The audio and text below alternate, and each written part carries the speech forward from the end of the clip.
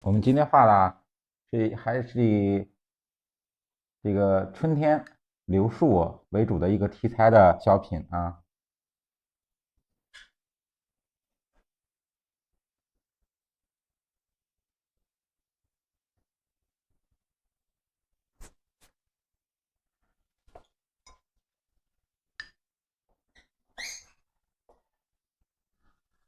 调墨，我们开始啊，调墨，清水啊，毛笔是清水，调淡墨，然后笔尖的部分啊，静墨，稍微调一点静墨，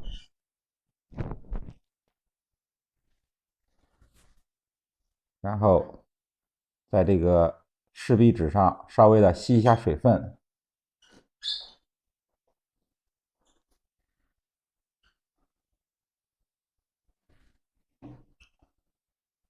我们画一棵树啊，先画前面的一棵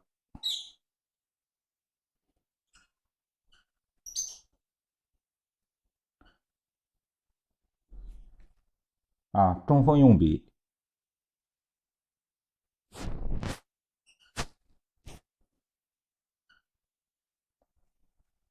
中锋用笔，先左后右，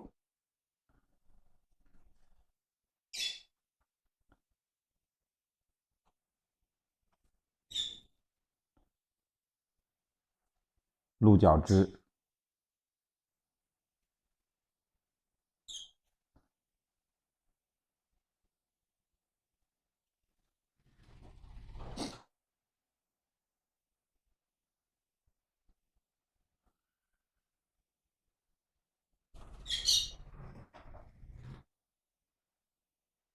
稍微的要交代清楚啊。我们树枝画的时候一定要交代清楚，前面呢、后面、左边、右边，得稍微的交代一下，要把它树的四肢交代清楚。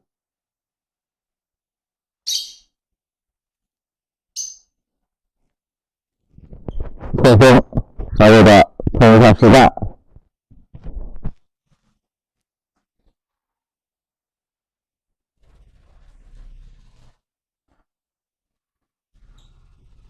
淡墨、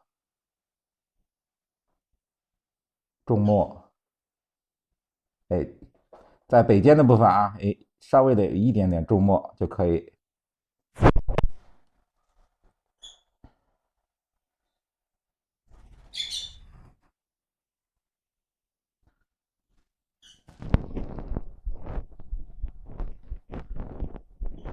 我们先从树尖的部分开始画啊。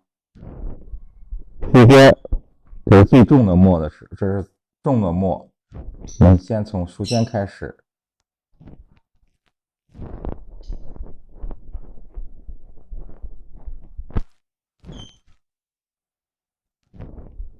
让它这个墨色呀越来越淡。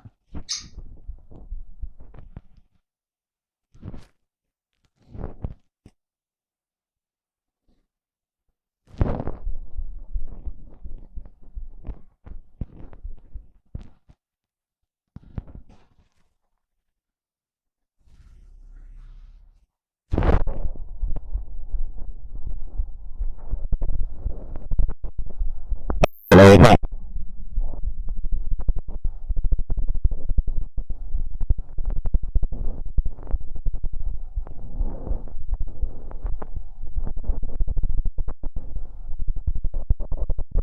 对啊，这个水分稍微的要足一点，水分要足一点。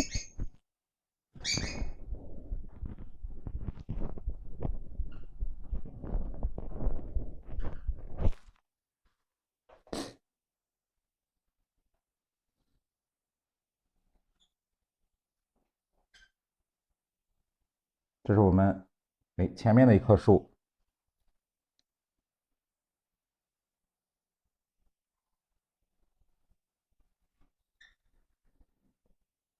再画后边的一棵，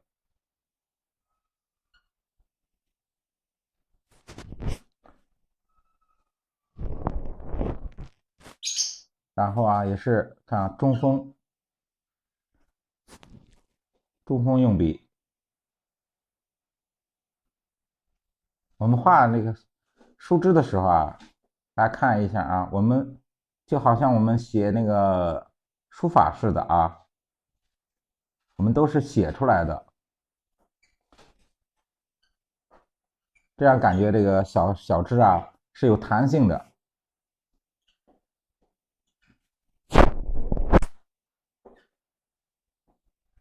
不是说我们就轻飘飘的那么划出去啊，我们一定要写出来。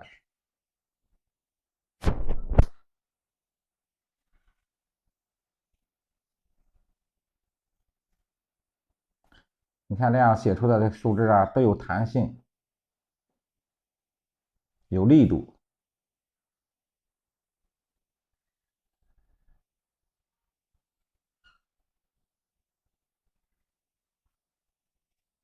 我们要稍微的在树干的部分稍微的抻两下。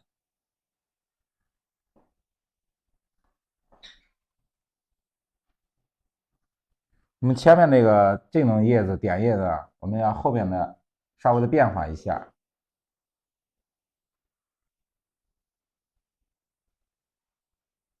稍微的变化一下。我们前面的用横点，我们后面的可以用那个圆点，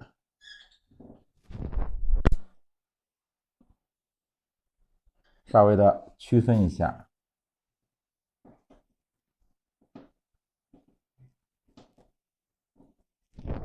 这样两棵树啊就有区别。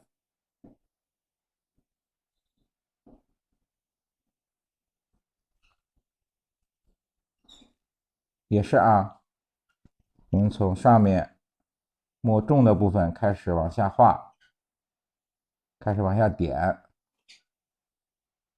随着我们那个毛笔中的这个墨色变化啊，它会越来越淡，越来越淡的。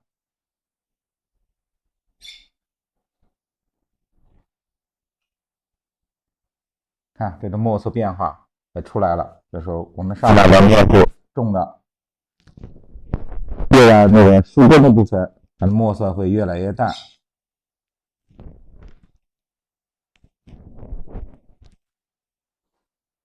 它有个墨色的变化啊。这也是我们先点树尖的部分，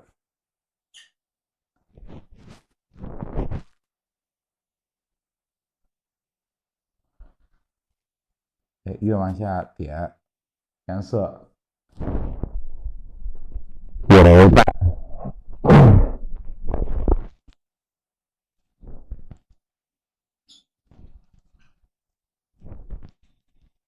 它有个墨色的浓淡变化啊，浓淡变化。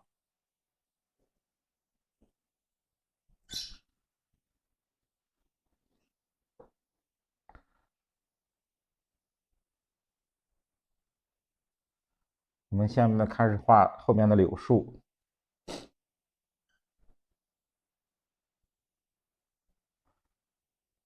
柳树啊是山水画中常见的一种这个树木，经常生长在那个水边呀、村旁啊这一类的地方。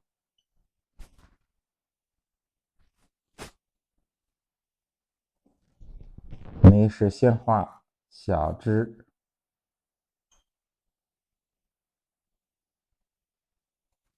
这个柳树的出枝的时候啊，稍微的用笔稍微细一点，这样呢画的柳条啊，就感觉特别嫩柔。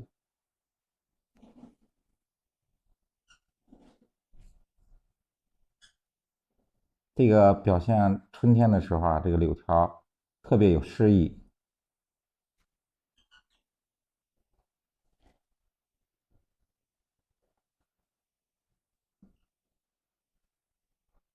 我们画树的时候要注意啊，前后的关系，要知道避让。这是前面的树，我们画后面的时候要把前面的树闪开。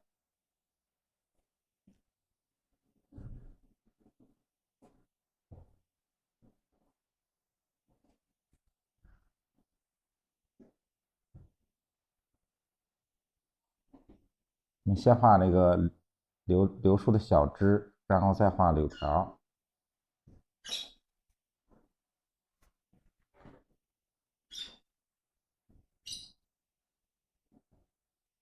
小枝。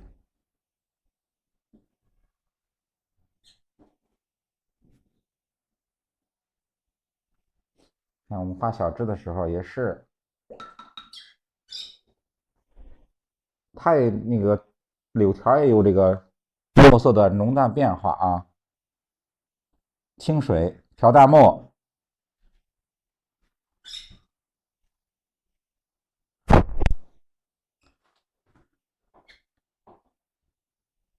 稍微的有一点重墨，在笔尖的部分还是在笔尖的部分稍微调一点重的墨。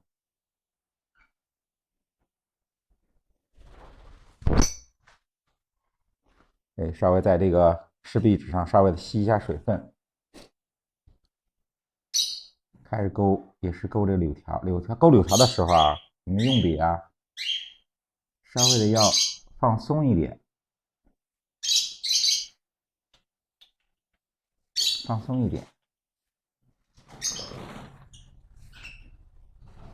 画柳条的时候啊，要有层次，不要画的这个特别齐啊。没有长短的变化。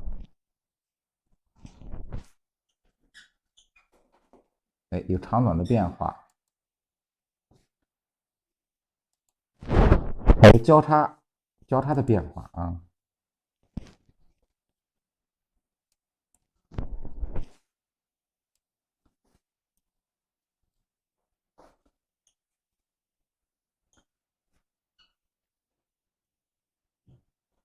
不要画的太齐。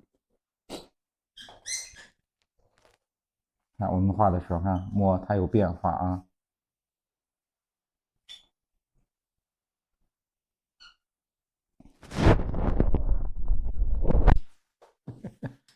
来，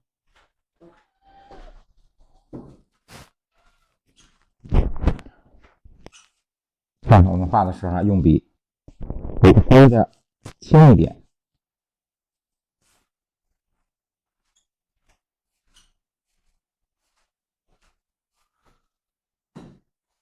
它这个柳条啊是有长有短，不能画的，就是说一看好像是修剪过的啊，特别齐那种感觉，不要那样啊。画出来有长有短，有交叉。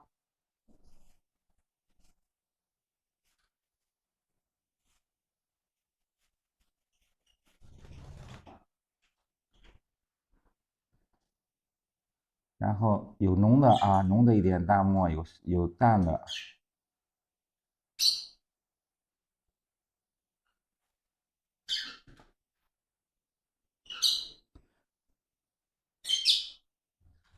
这柳树的部分，我们开始这个主要的这几棵树我们处理完了，我们现在画这个山石。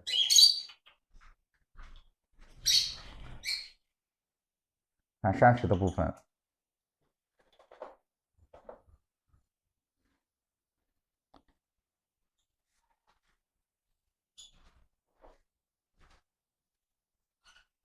中锋啊，我画山石的部分，中锋用笔，线条要有变化啊，粗细转折，它都有个变化啊。然后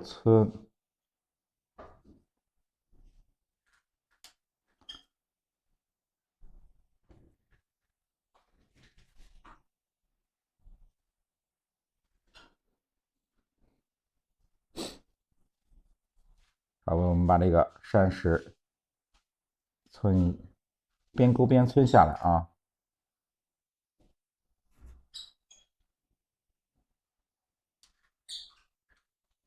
因为我们画的是这个一个水边的一个小景，我们处理山石呢都是说比较小的。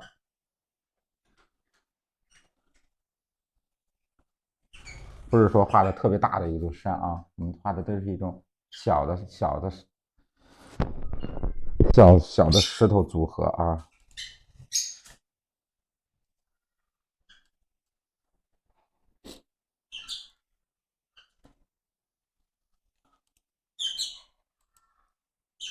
小的石头组合。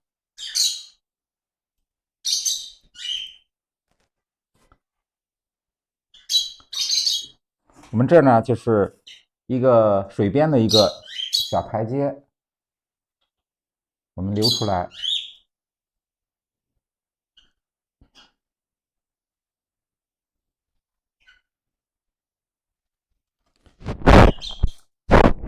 向下的的台阶一般的这个石头，我是边锋非结构，然后侧锋村。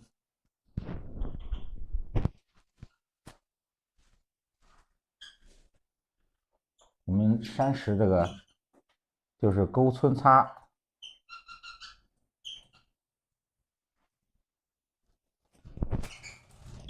这一组山石。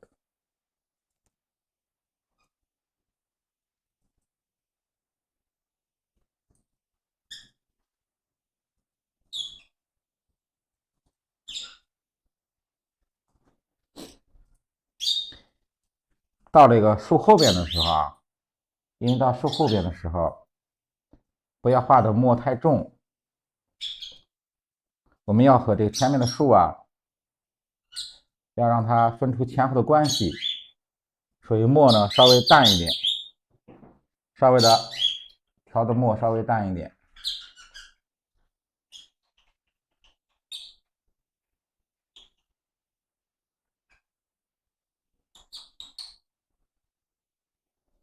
不要超过这个前面那个树的墨色啊。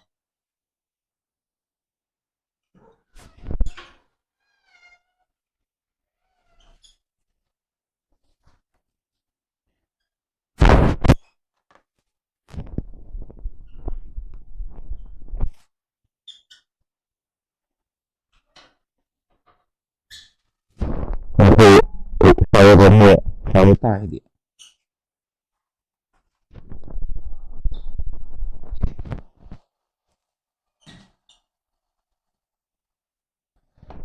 因为要这个墨呀，要比前面那个树叶的墨要淡，不要重啊，重到这个容易贴到了一起。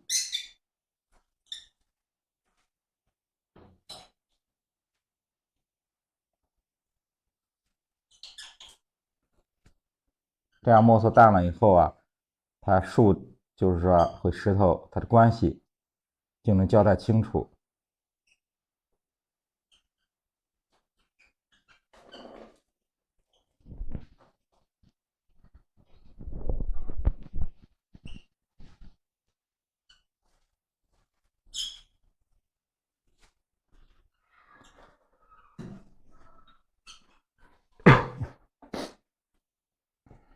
我们可以在这个留台阶的部分啊，我们要看这个，根据这个我们留的位置啊，我们让这个台阶蜿蜒的上去。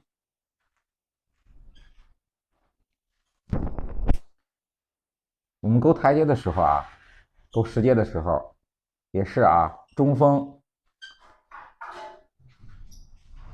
淡墨、中锋，稍微啊这个墨色稍微干一点，不要太湿啊，调的就这种淡墨啊，调这种淡墨，然后呢，稍微的再吸一点水，把这个水分多余的水分吸出去。看了中锋，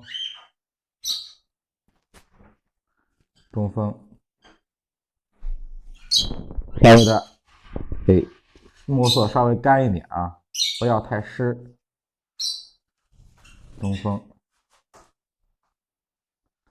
我们沿着这个我们留的这个两个山石之间的这个空隙啊，我们这样粗罗有致的往上画。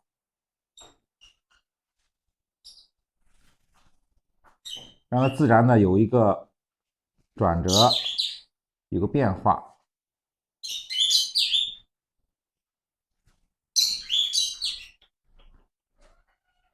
不是说我们一看就是个特别直的一个路就上去了，那样没有趣味。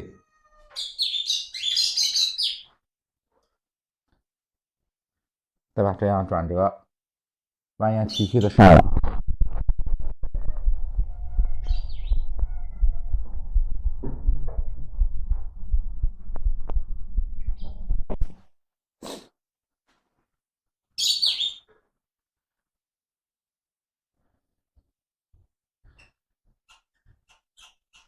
你到水边呢，然后我们这有建筑，这有这个一组小房子，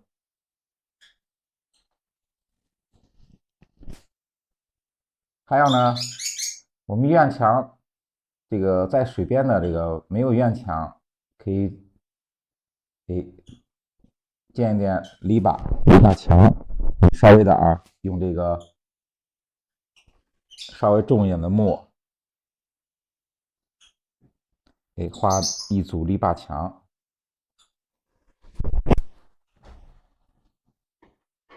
也是中锋，稍微勾一下，把它连起来，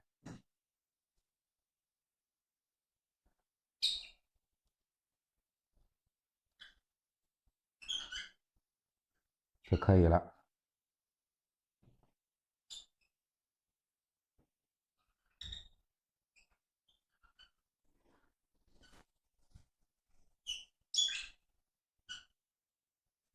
这篱笆墙，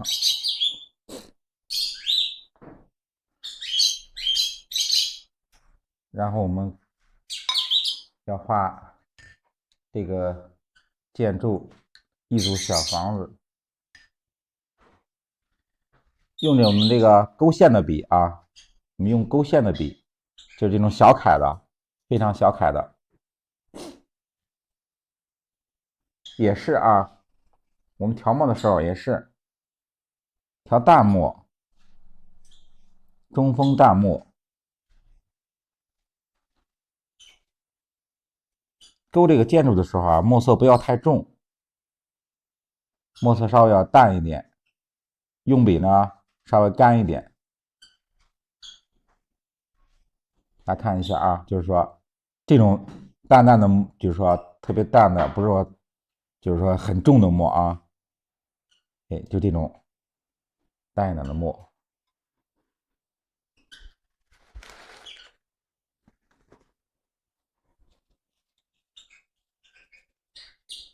看一下大家啊，稍微的把这个水分啊，我们吸一下，调的是达到我们满意的，就是说不阴，在这个湿壁纸上啊，这水分不阴是最好的啊。我们再画建筑，我们画建筑的时候啊，要注意，一个是啊，要透视关系要掌握好。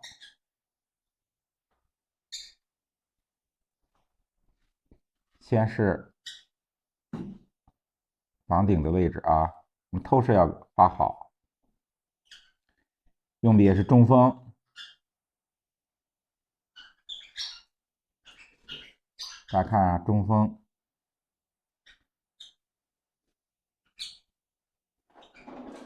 一定要把透视搞好。这个方向啊也要处理好，就是我这个房子啊，向哪个方向的，你要处理好。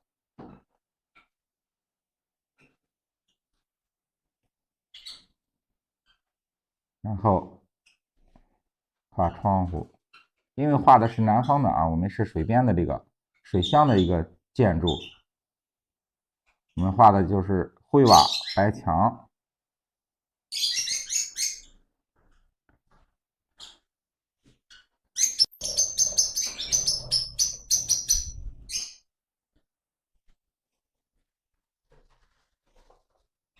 然后调淡墨，在这个湿壁纸上啊，稍微的把水分吸一下。你看这个建筑呢是这个向左边的，我们再画一个。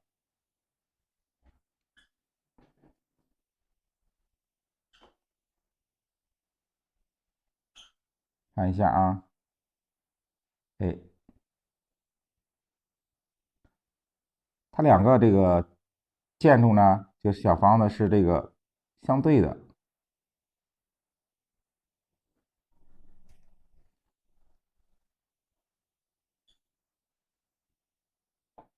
老师现在用的这个勾线笔是一个狼毫毛笔啊，朋友们。对，我们勾一些细线的话，你要用狼毫。刚才老师画石头啊什么的用到的是尖毫的毛笔。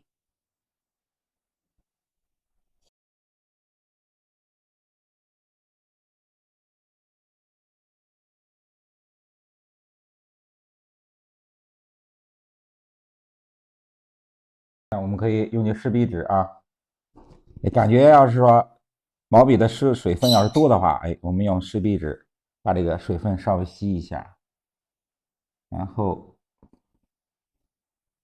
要画出它这个方向。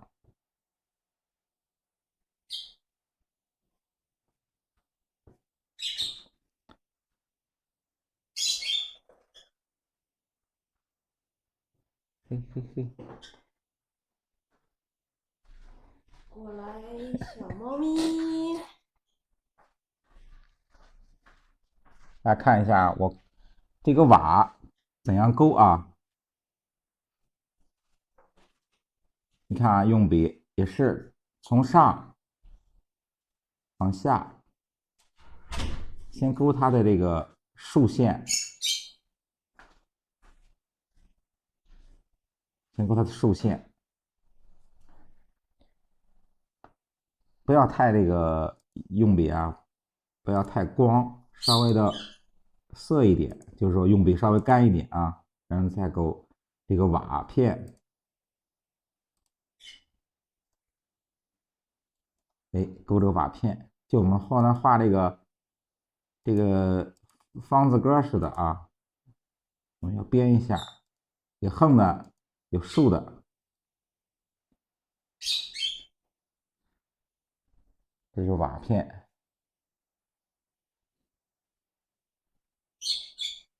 我们画这个建筑的时候啊，就是说，不要差的太多，画的不要差的太多，就是方向处理好，透视处理好，看着舒服就可以了。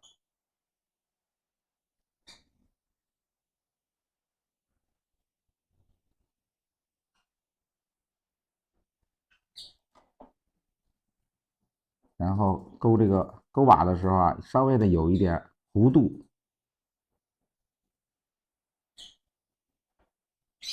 稍微有一点弧度，这样呢，感觉这个瓦就鼓起来了。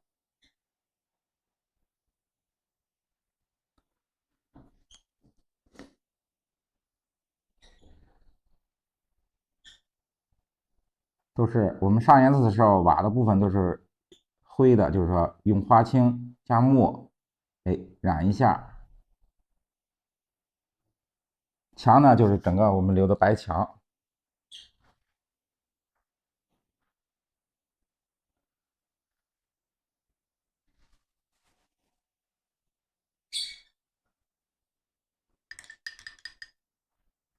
这是建筑，我们还要树后边、房后边还要有树。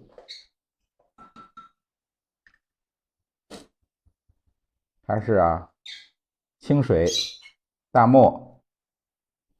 大家看啊，调一下淡墨，我们画这个房后边的树丛。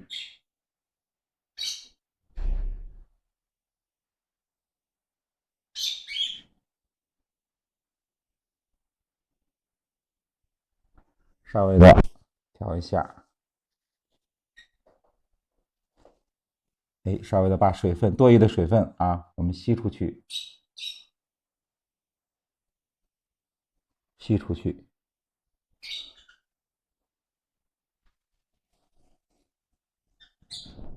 现在老师又换成尖毫了啊。对，现在这个用的是这个中楷啊，中楷尖毫的。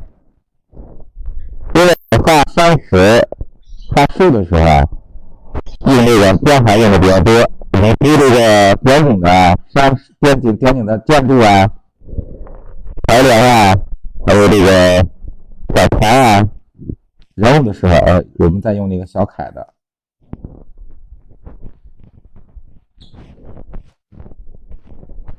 现在我们用的都是这个，用的是中楷的啊，画山石、画树木。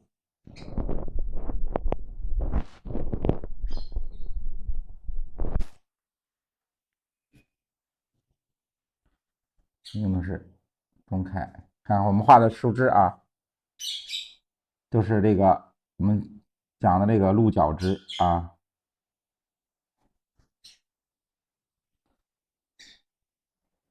这个湿笔纸啊，我们随时要在手里那个，不能那个嘛啊，要经常的用你毛笔试一下。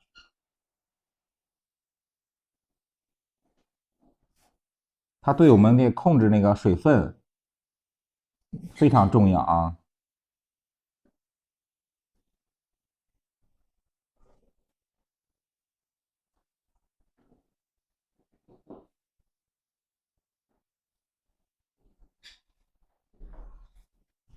这也是一组。我们画树的时候啊，注意啊，一组一组的画，不要乱。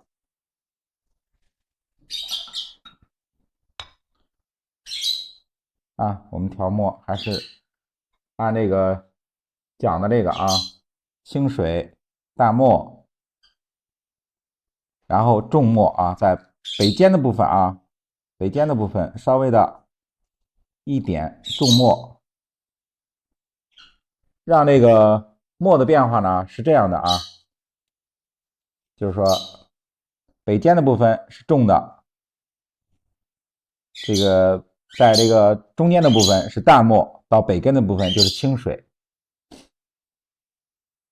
大家画的时候啊，就是浓的到淡的，它有个自然的过渡。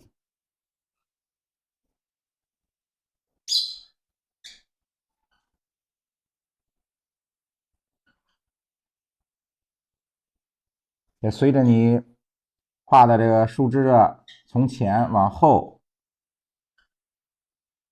前面的是墨是重的，越往后这个墨色越来越淡，它树丛的关系前后的关系就自然出来了。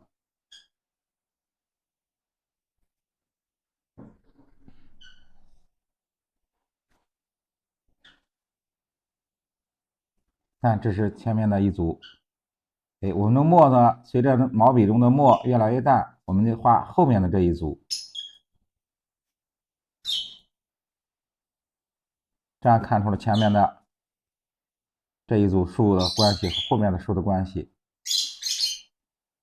特别明显了就。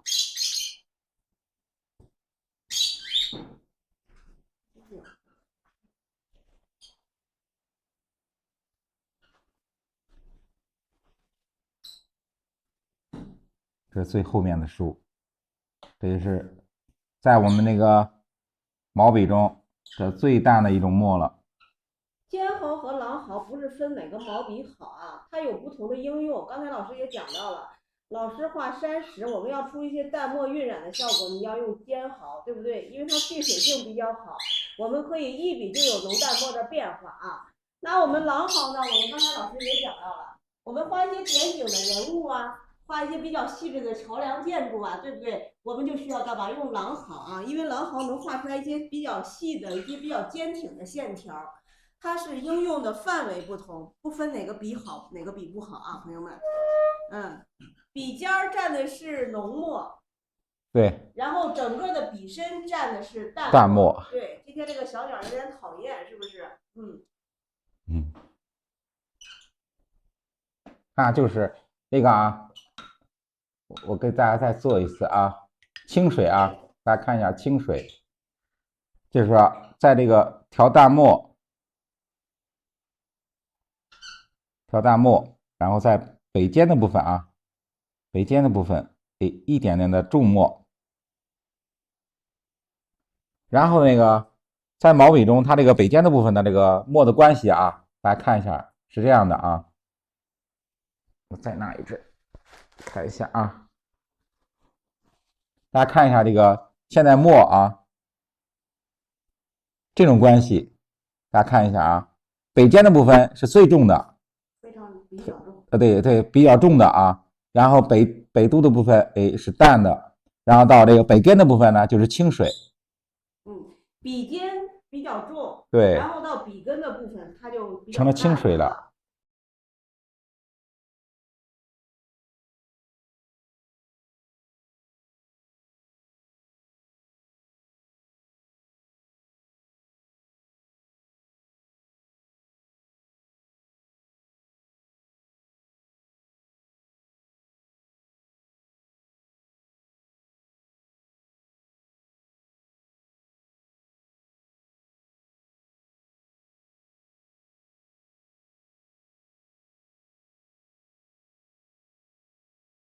我们可以在山石的部分加一点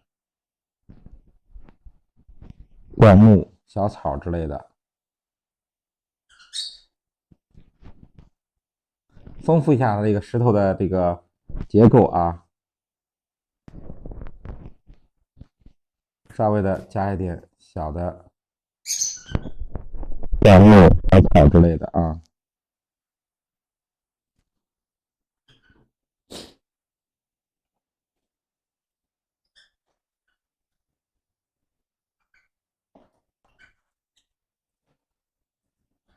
看这一部分可以加一点小的灌木，我们可以用那个散锋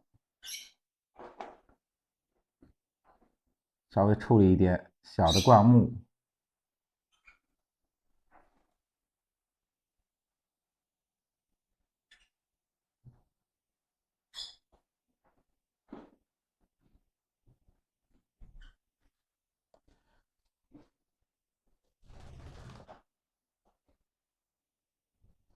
水面的稍微露一点小的石头，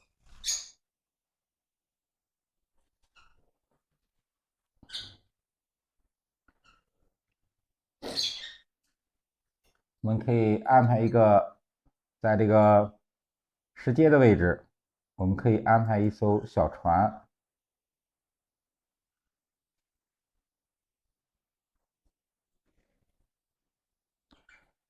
安排一艘小船。我们今天画的小船呢，是这个就是说一种小的舟，不带这个船篷的啊。哪个位置？这个位置。我们用这个，现在用这个勾线的啊。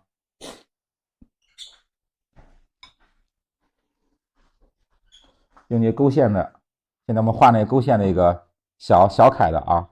就小狼毫。小狼毫的啊。也是勾船的时候啊，墨也不要太重，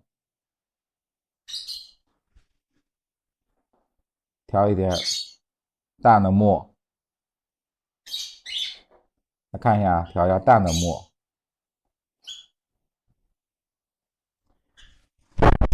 用我们的这个吸水的啊，吸湿笔纸，哎，稍微的把水分吸一下。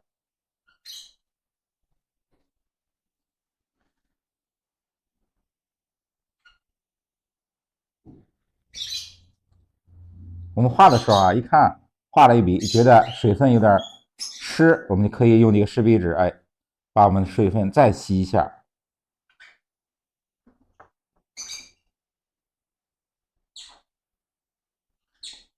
我们画一个小的舟，就是平底的啊，平底的一种船，是不带这个嘛的，不带那个这个棚子的。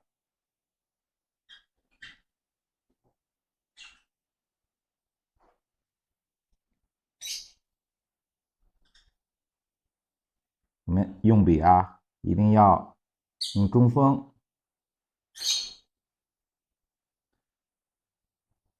勾出船里的船舱的结构。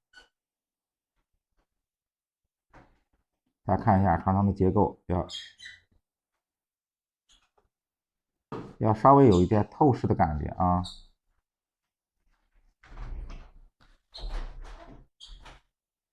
然后再画船舷的位置，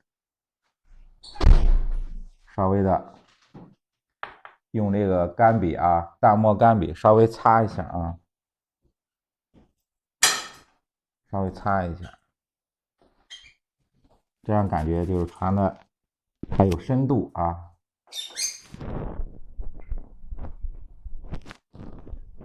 稍微的擦一下。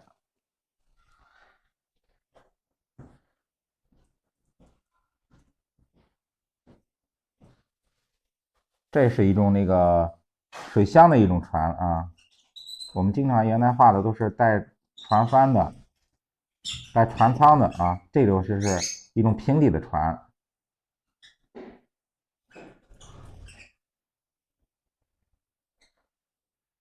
你可以画一个撑杆，稍微画撑杆的时候啊，这个可以稍微的墨重一点，把船固定住。我们可以画倒影，稍微的画一点水中的倒影，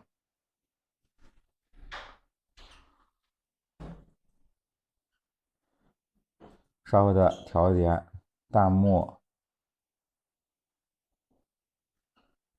还是用这个小楷的啊，小楷的毛笔。侧锋，让大家看一下侧锋，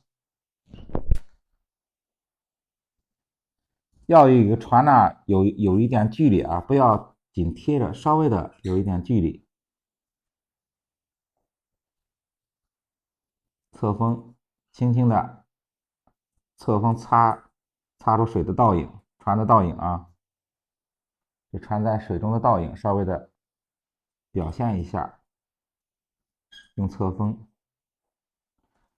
留出这个船帮的位置啊，不要一下就是说涂严它啊，要留出船帮的位置，然后这个撑杆的倒影也要画出来。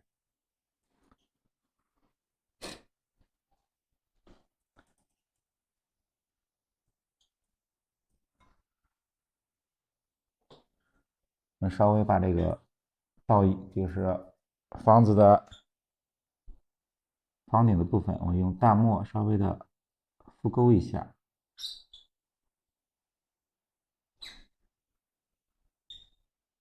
稍微浮勾一下，就好像是这个我们光线啊投的这个阴影，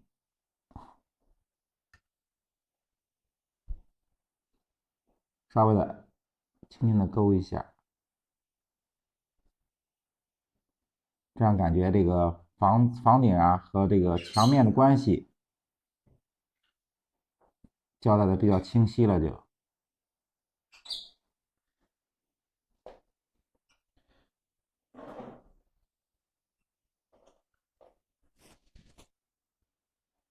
我们把流出的部分啊，稍微的现在干了，稍微的用淡墨啊，用淡墨，用这个中楷的，用淡墨，我们稍微的擦一下，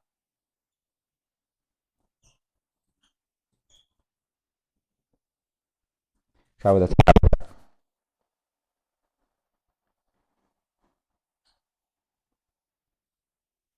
因为这样感觉这个线呢有点太规矩，我们可以破一下，用这个中楷的毛笔啊，我们淡墨干笔稍微的擦一下，让这个柳条呢感觉更多，稍微的擦一下，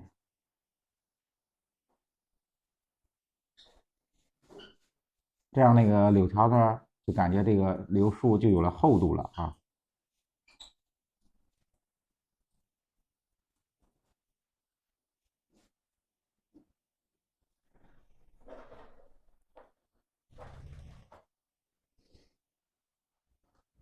我们稍微的在干了的部分啊，我们在干了的部分稍微的用大墨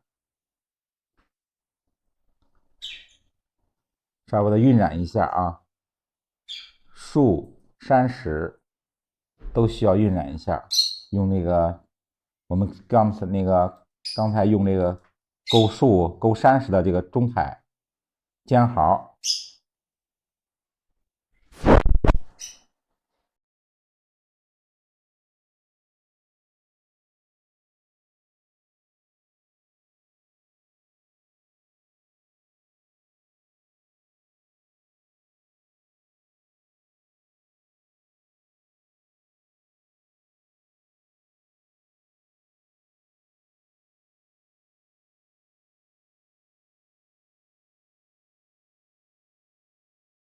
老师刚才画柳叶的时候，对增加它的层次是把笔头摁压了，摁成一个扁扁的，跟个小刷子一样啊，然后去扦擦一下。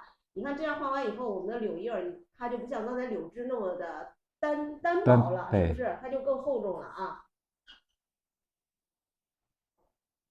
稍微的用淡墨啊，稍微淡墨把叶子部分稍微的用淡墨晕染一下。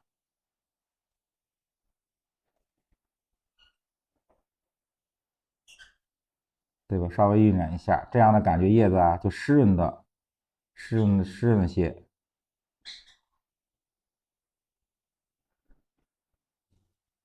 像这个点叶的部分、叶子的部分，哎，我们稍微的用淡墨稍微晕染一下。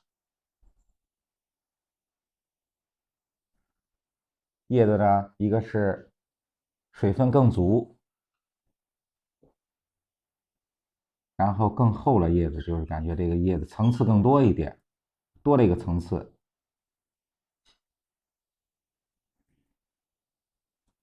稍微的在叶子部分，哎，淡墨不要太重啊。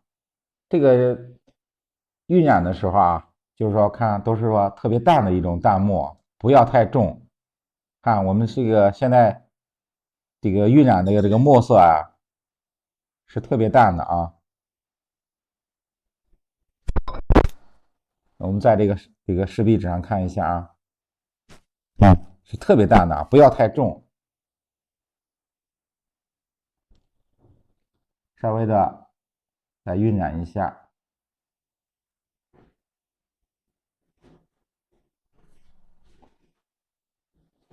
这样我们上色的时候呢，就不会出现说这个感觉这个墨色特别单薄，因为你这个淡墨用够了，加够了，它出的颜色比较就是说厚重。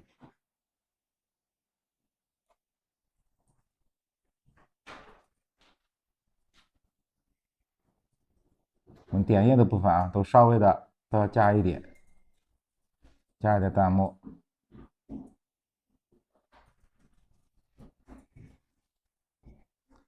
山石的部分啊，我们也要稍微加一点。看啊，这墨呀特别淡啊，看我调的墨特别淡啊，稍微的晕染一下山石暗的部分。我们就是刚才皴的部分啊，就是我们山石皴的部分，我们染一下淡墨，但是亮的部分啊，我们不要染。我们还要把亮的部分留出来，上颜色的时候，也是颜色最亮的部分。更亮的部分。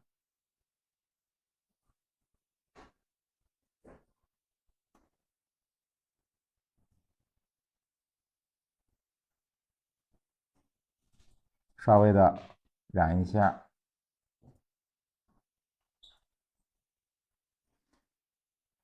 我们那个石阶呀，也稍微的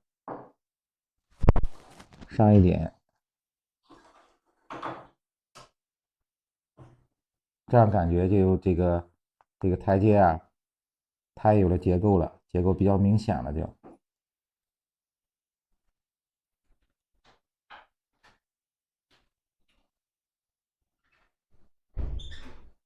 稍微的染一下。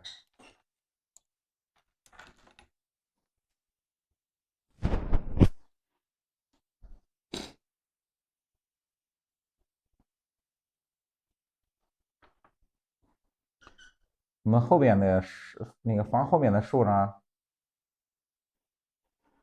它稍微的在这个树根的部分啊，我们稍微的加一点淡墨，稍微加一点淡墨，不要太多，稍微加一点。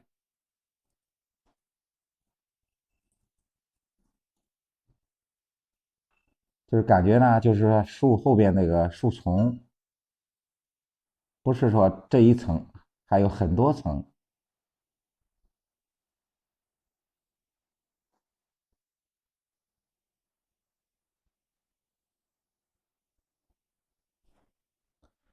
还有很多层，我们可以用最淡的这个，不可以用更淡的墨啊，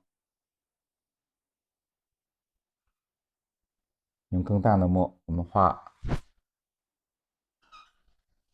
虚的啊，虚的这个树丛。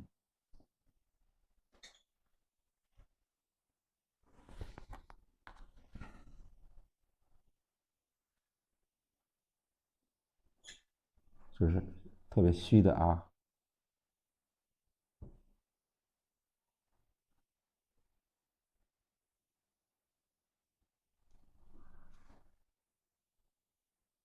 稍微勾两笔就可以。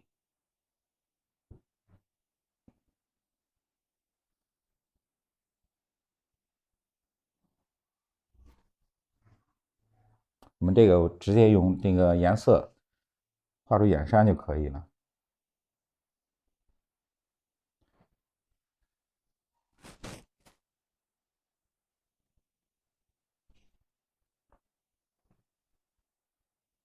稍微的把这个靠近水的部分山石也是用淡的墨，可以我们靠近水的部分可以用墨稍微的多一点，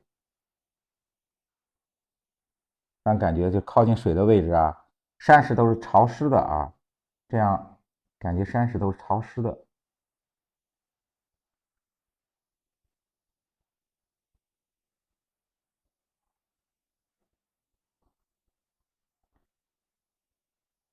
可以淡墨稍微的加一下。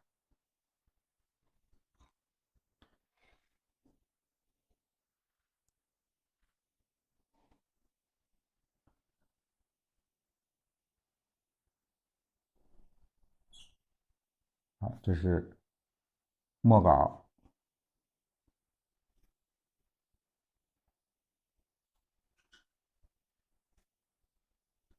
画好看。这个小草，这个也是这个点胎的一种，也是点胎的一种。我们那个画的时候点胎，一个是就是这样的竖点，一种是横点，这点胎一种，一种是可以画一点小草，对吧？可以画一点小草。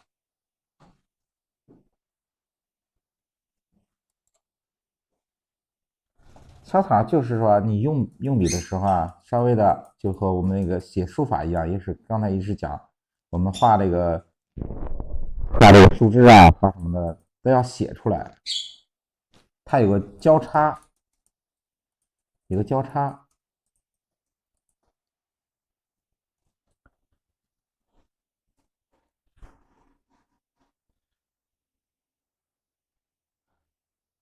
这个就是普通的一种勾线的笔啊，小楷的勾线的笔。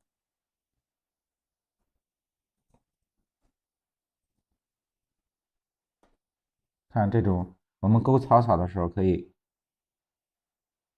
啊，就这样用中锋去勾，用笔呢就是说实笔虚收，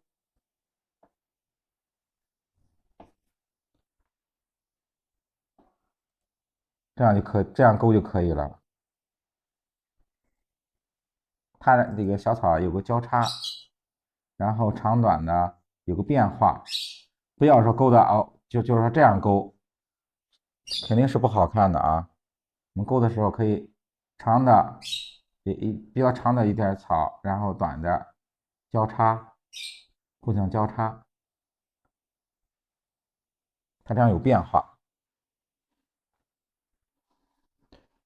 有交叉，对对对，它这个有交叉啊。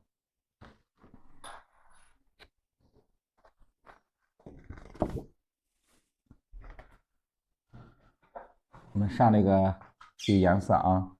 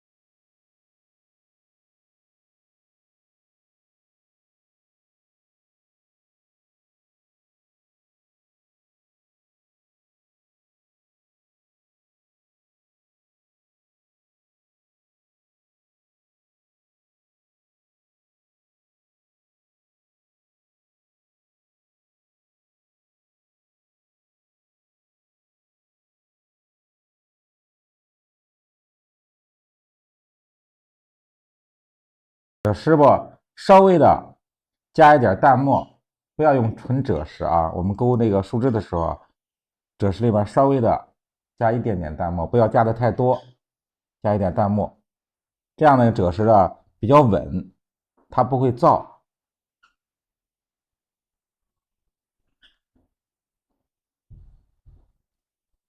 这是我们树枝的部分，稍微的都用这个赭石，稍微的渲染一下。稍微的渲染一下。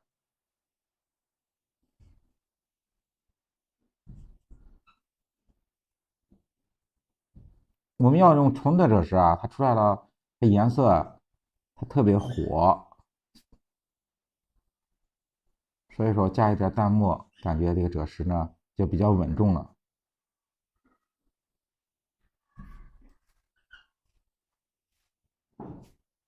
稍微的轻轻的用淡墨勾一下，用赭石加淡墨稍微的复勾一下就可以了。还有这个这边啊，我们要用这个啊，用赭石啊，就赭石里边加一点点的淡墨，就出来是这种颜色。纯赭石看了吗？纯赭石是这种红的，发红的一种啊。我们稍微的加一点淡墨呢，也发一点暗暗的，是吧？稍微暗一点的赭石色，这个颜色就比较稳，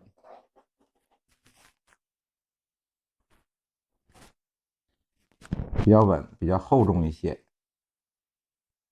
稍微的石阶的部分，我们稍微的给渲染一下，可以留出白的位置啊，稍微留一些白的位置，稍微自然的留一些白的位置，不用全涂颜啊。然后我们这个篱笆墙也稍微的用赭石勾一下，复勾一下。还有门窗也用赭石加淡墨，稍微的勾一下。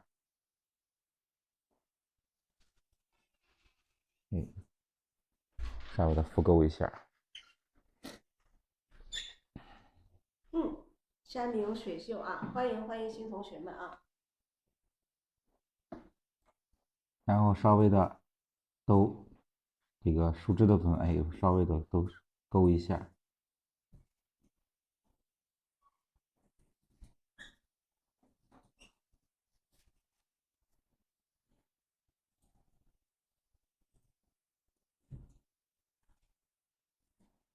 我们前面的树啊，可以用花青，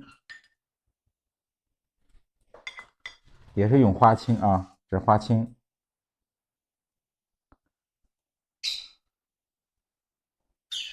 加一点藤黄，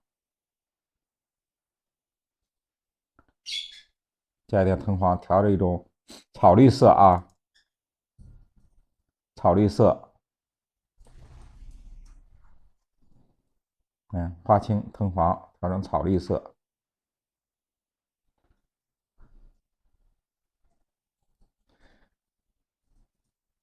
看前面的这组树叶，不要太重啊！我们一直强调啊，颜色上的时候啊，不要太重，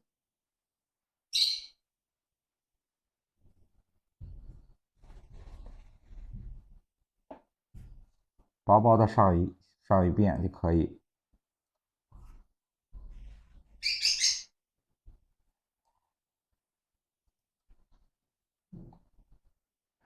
后边呢，这个树叶呢，我们稍微的花青，调一点淡墨。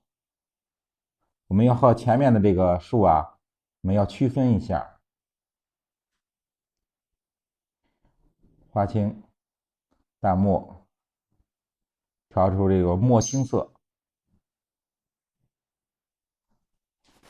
稍微的染一下，让这两棵树啊，它在叶子上、颜色上也要有区分。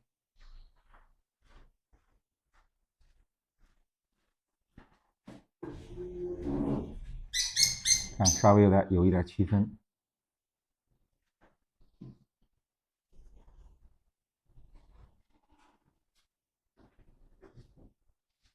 稍微的啊，水分稍微上颜色的时候啊，水分可以多一点啊，稍微多一点，让颜色呢在墨的基础上，哎，稍微的晕染出一部分来。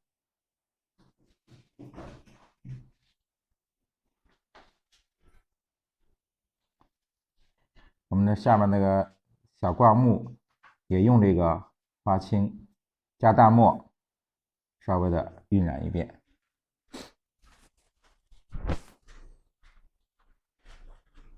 我们这个柳树啊，大家注意柳树的染法啊，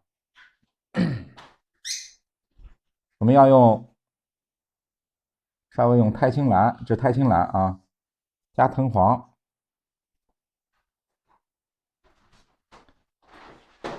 加藤黄，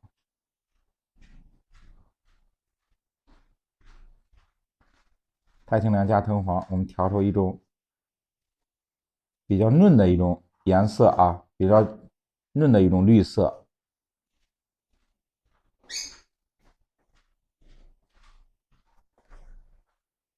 稍微的啊，在里边加一点珠标，加一点珠标。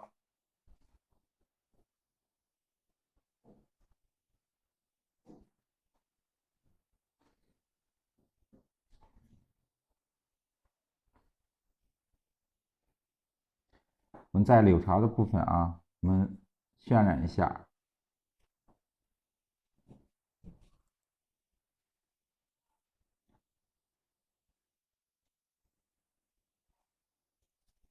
就是我们在柳条的部分啊，我们稍微的用这个真绿色，刚才调的这个真绿色，顺柳条的位置，我们轻轻的渲染一下。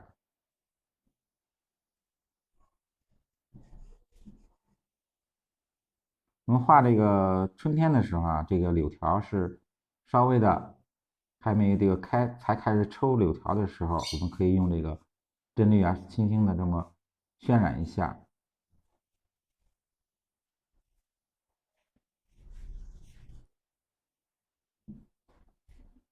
稍微的在春天在接近夏天的时候，我们可以用这个针绿点一些小的点子，代表这个柳叶儿刚刚长出的柳叶儿。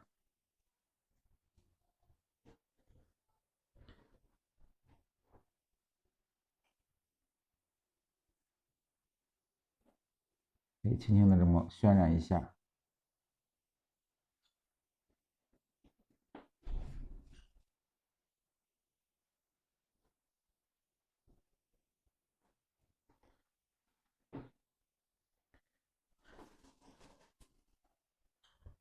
我们可以这个远处的呢，这个树，我们可以点一些淡绿的颜色啊，也是用这个太青蓝、藤黄，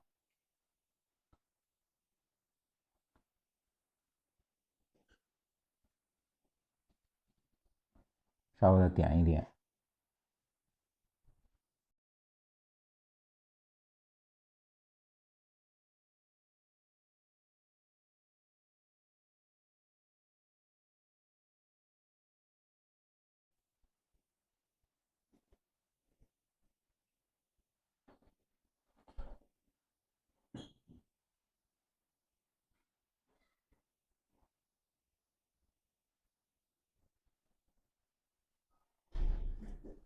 稍微的点一点这个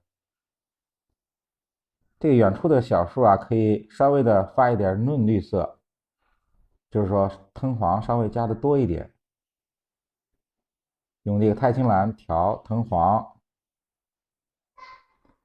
稍微的加一点珠标啊，不要太多，加一点。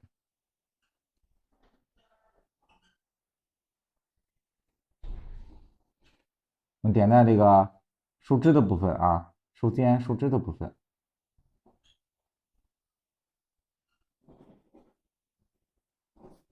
哎，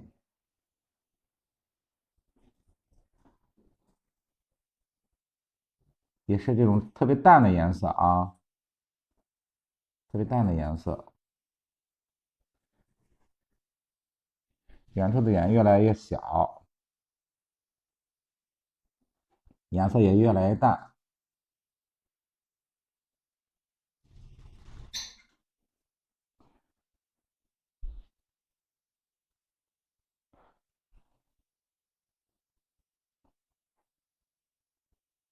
这样点一些小的远处的模糊的一些小的树叶。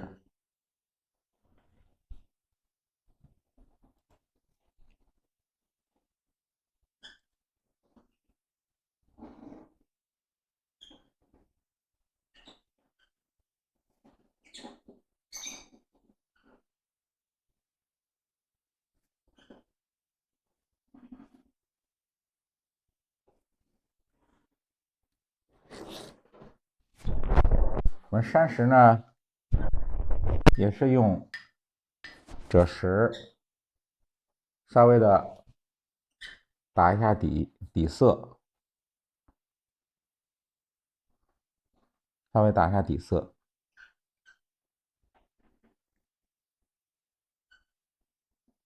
稍微的打一下底。赭石，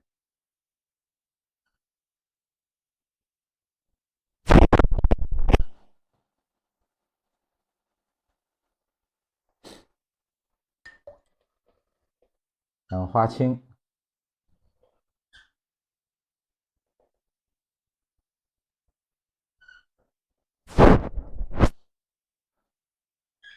稍微用一下花青。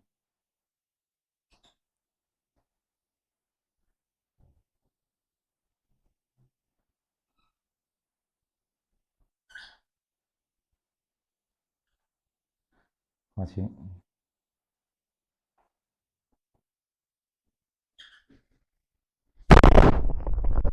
我们房顶呢也是用花青啊，花青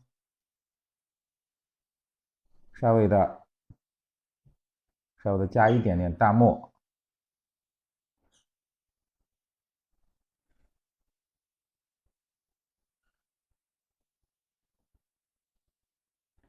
稍微的加一点弹幕，我们染一下房顶。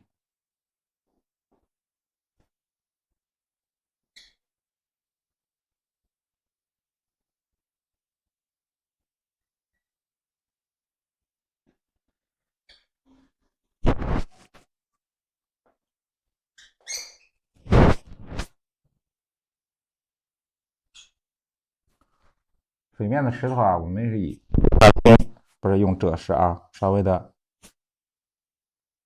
染一下。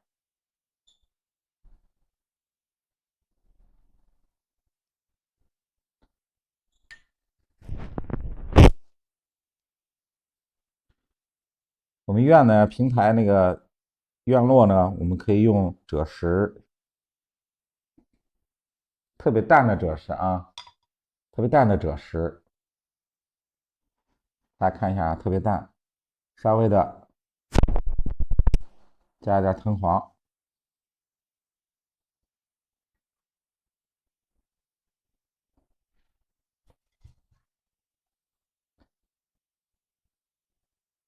染一下。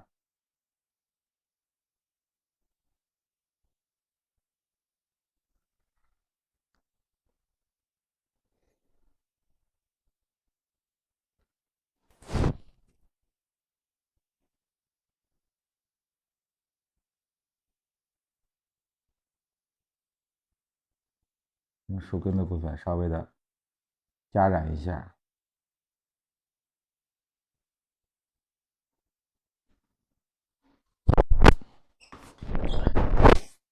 水面啊，水面的位置啊，我们还要用清水，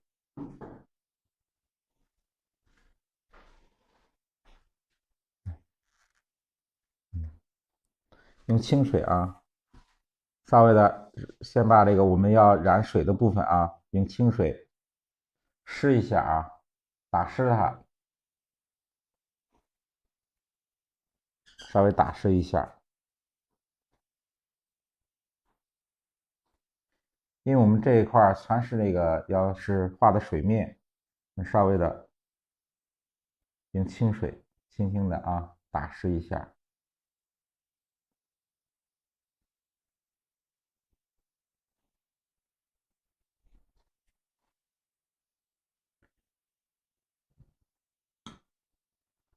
然后花青还是用花青啊，花青、藤黄，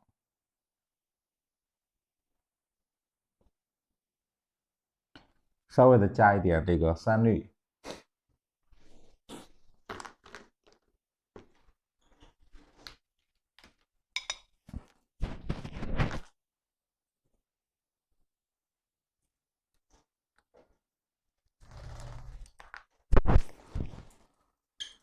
稍微的加一点三绿，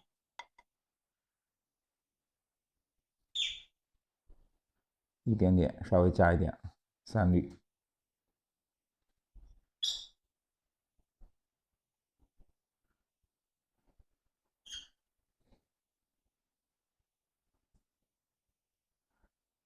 这个颜色都特别淡啊，不是特别浓的啊，都是特别淡的。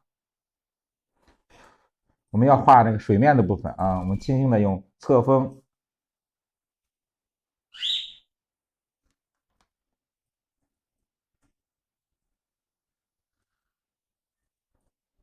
用侧锋轻轻的扫一下。因为我们这个现在这个卡纸是湿的啊，我们扫完以后，要让那个水面呢是往上面有过渡啊，越来越淡，有过渡。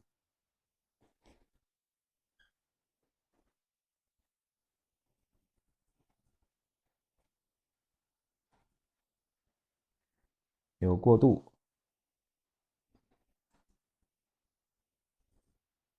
下面的水稍微重一点啊，稍微重一点。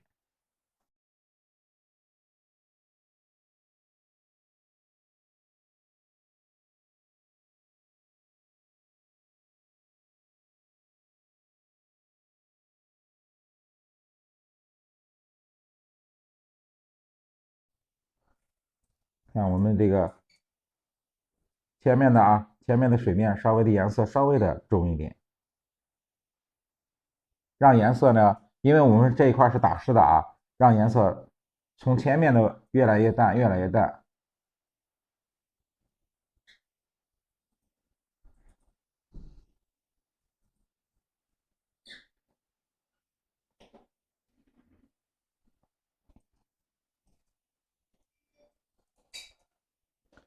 我们靠近那个前面的位置稍微的颜色稍微的重一点，用花青、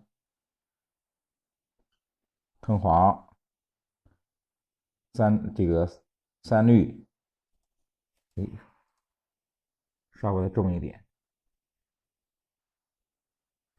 这样我们染出的水面呢，一看就是特别匀，它不会说就是一道一道的那种特别匀。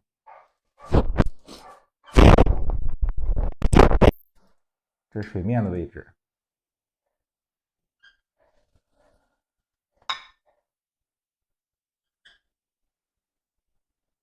山脚的位置我们这个左面山脚的位置我们也要用花青加淡墨，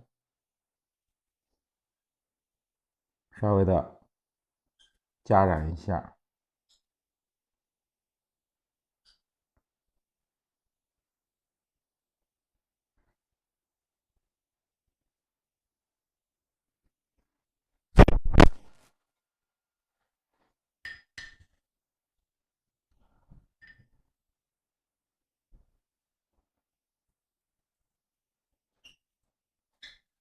我们山后要有这个树后边是有远山的我们用那个比较亮的一种颜色，就是太青蓝。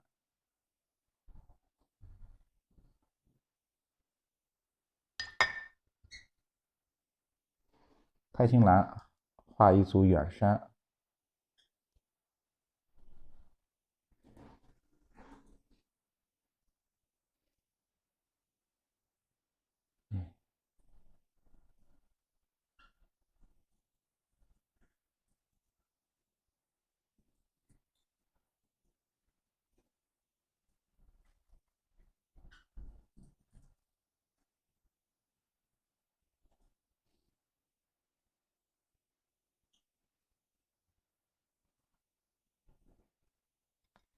画眼的时候要注意下面不要齐的，要留出匀的感觉来。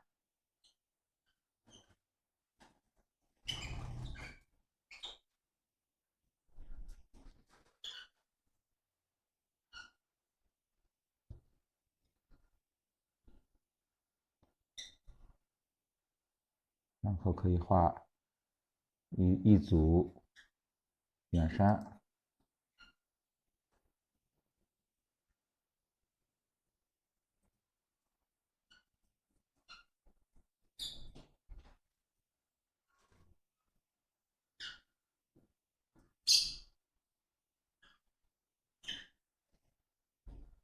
大家画远山的时候一定要注意不要说这个画的下边特别齐，好像这个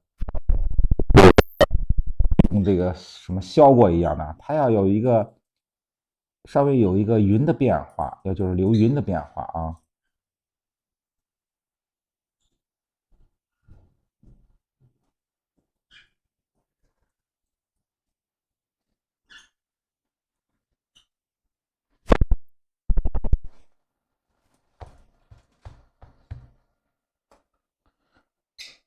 我们可以在这个山的部分因为我们这是赭石花青，我们在花青的部分我们稍微的上面要加一层颜色。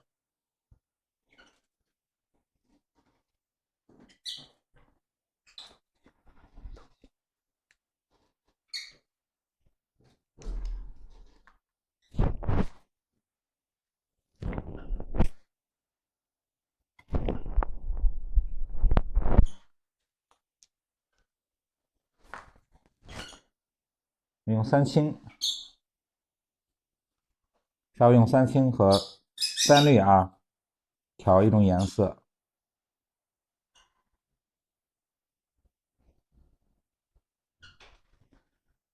上到我们刚才花青的位置啊，花青的位置，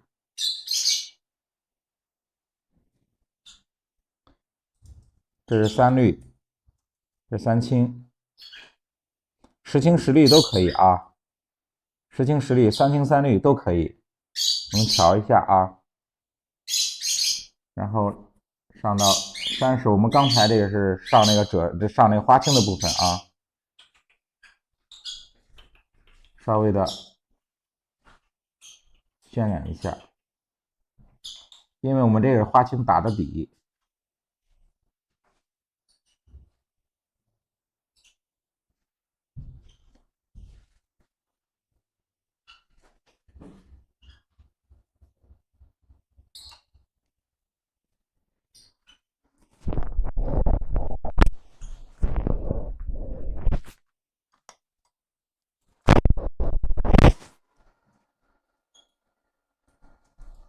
我们要上这个要上这个三青三绿或十青十绿的时候啊，底色一定要有这个赭石和这个花青打底色，我们再上这个十青十绿。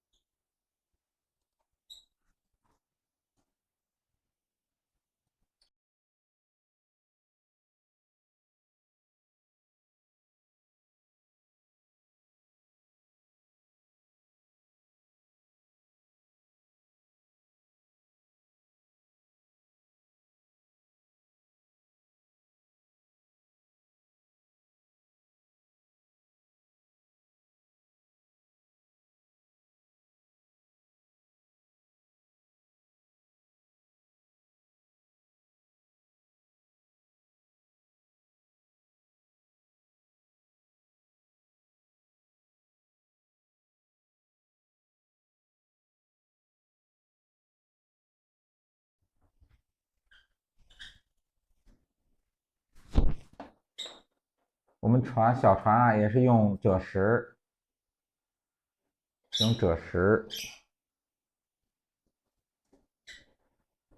稍微加一点淡墨，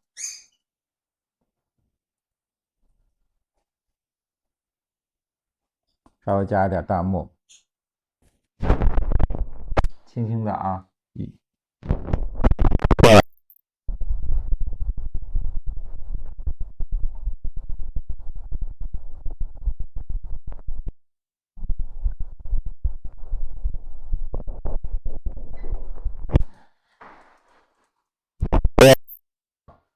轻轻的渲染一下。可以。船的倒影也是啊，我们用花青调淡墨，画一下船的倒影。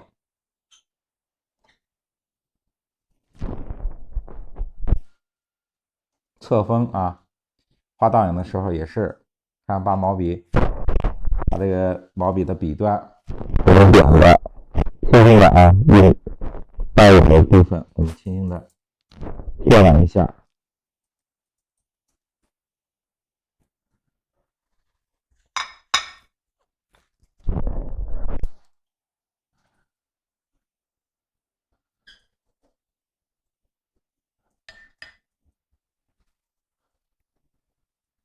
我们颜色不够的时候啊，我们可以再稍微的加一下，比如说上这个水中的小石头啊，哎，我们可以稍微提一下颜色，稍微提一下。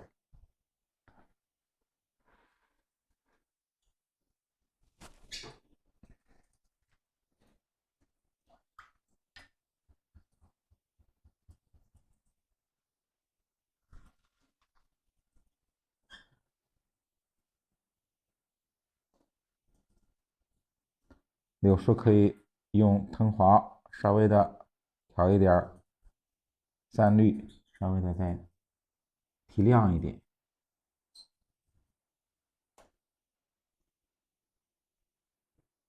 因为我们颜色上的不要太重的时候，就是为了以后能调整画面。随时能调整画面。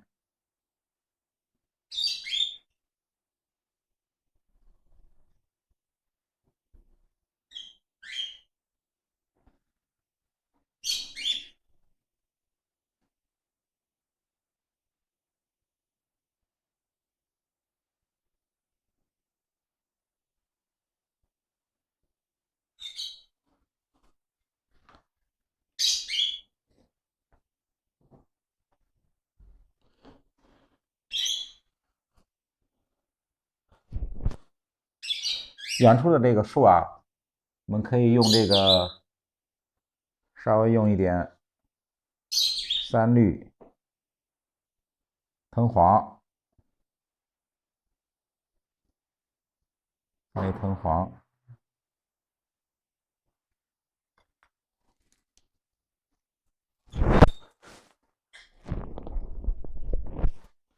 稍微的加一点白色，那啊，三氯、藤黄、白色，调一下啊，稍微调一下。没有到镜头里，没看到。看着啊，这三氯、藤黄加点白色，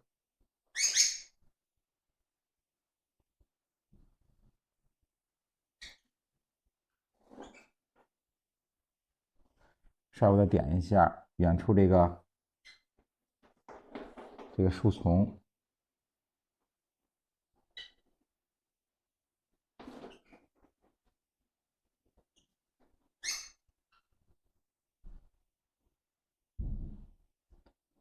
就是嫩的，就是说比较嫩的叶子啊，这是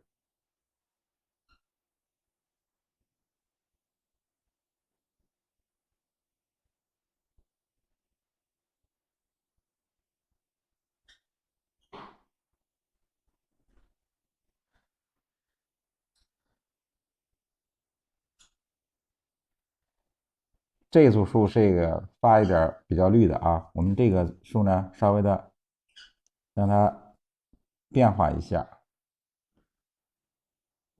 让白的稍微多一点。你点到这棵树上，让它和这棵树啊后边这棵树它有个区别。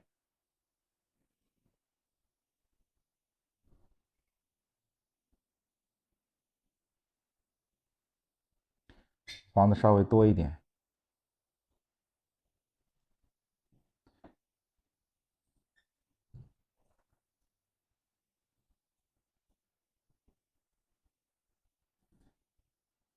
也是点在那个树尖的部分啊，小树枝头的部分。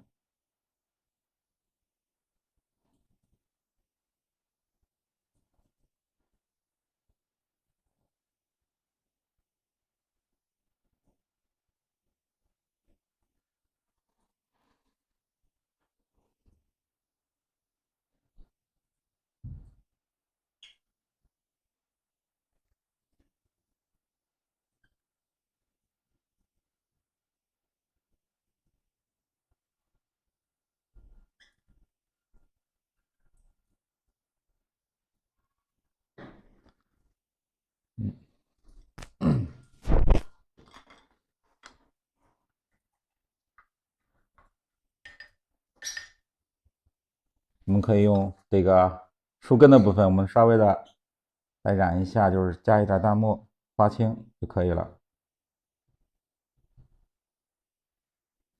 我们树根的部分稍微渲染一下。